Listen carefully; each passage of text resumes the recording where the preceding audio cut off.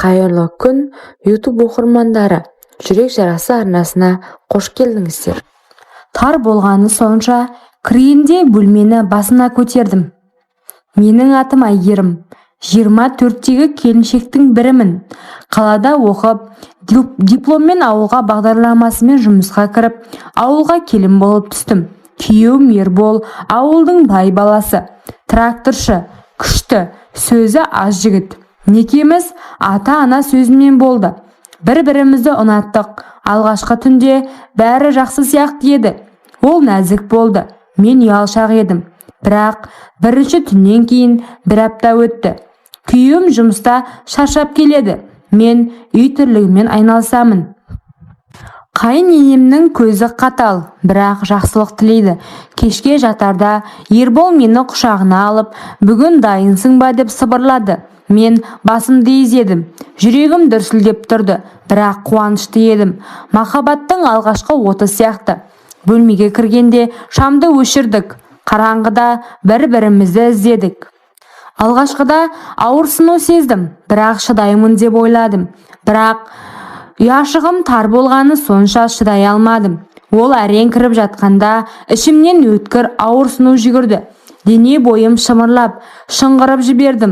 Даусым бөлмені жаңғырықтырып, өзімді өзім ұстай алмай, иығын тырнап алдым. Ербол тоқтап қалды. Кешірші Әйгерім, ауыртып жатырмын ба деп сыбырлады. Даусы дірілдеп тұрды. Ұялған сияқты. Мен жылап жібердім. Көз жасым жастыққа тамды. Ауыртты дедім ұялып. Ол мені құшағына алып, бірте-бірте үйренесің, қорықпа. Мен сені ренжіткім келмеді деді. Сол түні ештеңе болмады. Ол мені қарап, балаша арқамнан қағып ұйықтатты. Мен ұйқыға кеткенше ойладым. Бұл неке ғой, бұл махаббат қой. Бірақ денем дайын емес пе еді? Неге сонша ауырады? Мектепте қыздар әңгіме айтатын, біреулері алғашқыда ауыртады дейтін. Бірақ мен ойлағаннан әлде қайда қатты болды. Ертеңінде таңертең тұрғанда Ербол маған күліп, бүгін жұмыстан ерте келемін, шыдамды болайық деді. Мен бетім қызарып, басымды иіп қойдым. Күні бойы үй тірлігімен жүріп, ішімнен қорқыныш пен қызығушылық аралас сезім болды. Кешке ол ерте келді. Қолында гүл, жабайы раушан гүлдер. Саған деді ұялып. Мен күлдім. Кешкі ас болған соң бөлмеге кірдік. Бұл жолы ол асықпады. Бұл жолы да тар еді, бірақ алғашқыдан гөрі шыдамдырақ. Ауырсыну бар, бірақ тәтті сезім де бар. Мен жастықты тістедім, ұялдым. Бірте-бірте денем үйренді. Сол сәтте мен дауыс шығармадым. Екеуіміз бір-бірімізді тани бастадық.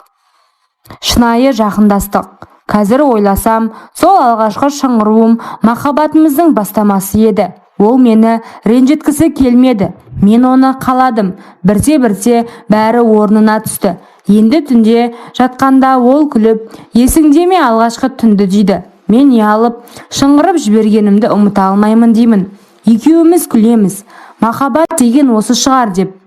Тар болғанша шыңғырып жіберген келін қазір өзім екенін ойласам түсім сияқты болып көрінеді.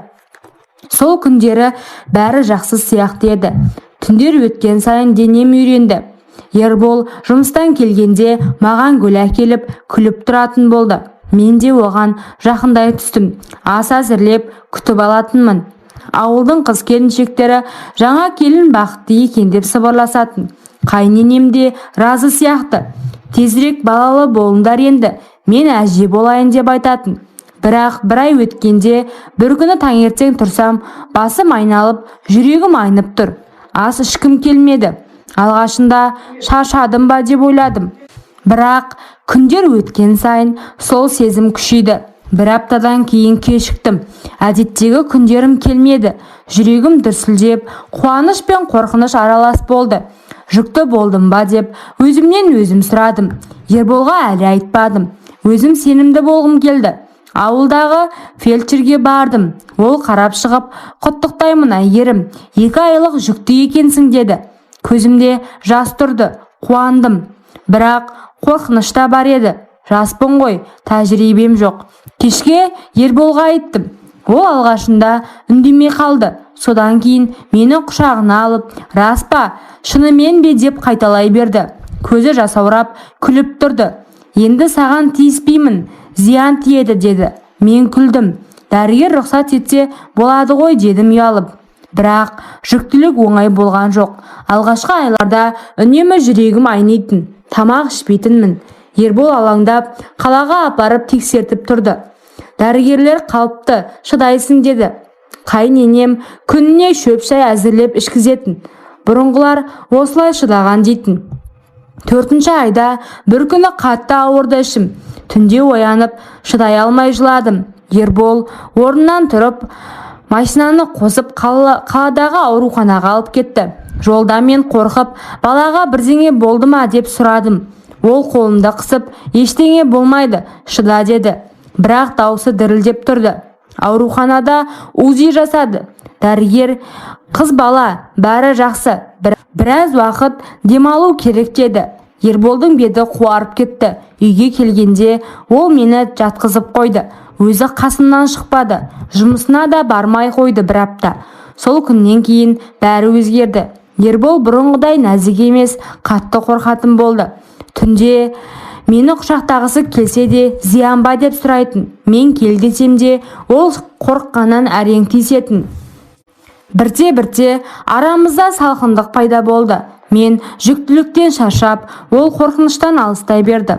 6-шы айда тағы бір оқиға болды. Ауылда той болды. Енемнің туысының үйлену тойы. Бару керек еді. Бас тартсақ ұят болады. Мен ішім үлкен, бірақ бардық. Тойда қыз келіншектер құшақтап жатты. Бірақ кешке қарай шаршап, басым айналып кетті. Үйге қайтпақ болып тұрғанда бір кезде ішім қатты тартып ауырсыну басталды. Ербол мені ұстап үлгермей еденге отырып қалдым. Айналамдағылар шулап, біреу су әкелді, біреу жедел жәрдем шақырды. Мен қорқып, Ерболдың қолын қысып, балама бірдеңе болмасын деп жыладым.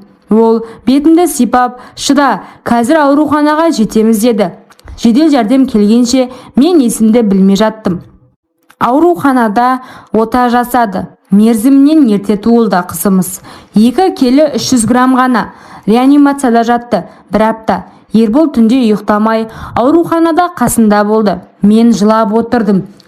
Кінәлі өзім сияқты болып, тойға бармау керек пе еді. Бірақ Аллаға шүкір, қызымыз аман қалды. Атын Аружан қойдық. Кішкентай, нәзік, бірақ күшті еді. Үйге шыққан кезде Ербол мені және қызды көтеріп машинаға салды. Қайненеміз жылап тұрды. Қуаныштан да, қорқыныштан да. Содан кейінгі күндер қиын болды. Аружан түнде жиі оянып жылайтын.